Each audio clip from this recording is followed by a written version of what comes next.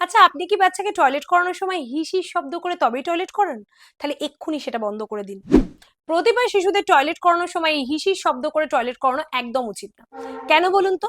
প্রথম কারণ হলো, বাচ্চাদের এতে কি হয় যে স্বাভাবিক রিফ্লেক্সটা নষ্ট হয়ে যায় টয়লেট করার। বাচ্চার শরীর থেকে যে সাধারণ সংকেত পায় টয়লেট করার, সেটার বাচ্চার আর অভ্যাস হয় না। এই বারবার হিস হিস শব্দ শুনেই বাচ্চাদের টয়লেট করার অভ্যাস তৈরি হয়ে যায়। সেকেন্ড হচ্ছে, বাচ্চার নির্ভরশীলতা তৈরি হয়ে যায়। বাচ্চা যতক্ষণ না ওই শব্দটা শুনতে পায়, ততক্ষণ বাচ্চা টয়লেট করতে চায় না। বাচ্চাদের টয়লেট পেলেও ওই হিস হিস শব্দের জন্য বাচ্চারা অপেক্ষা করতে থাকে। যতক্ষণ না হিস হিস শব্দটা হয়, বাচ্চা ততক্ষণ টয়লেট করে না।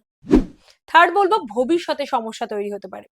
সময় মতো টয়লেটের তাগিদ বুঝতে না পারায় ইউরিনারি অভ্যাস কিন্তু বিঘ্নিত হয়।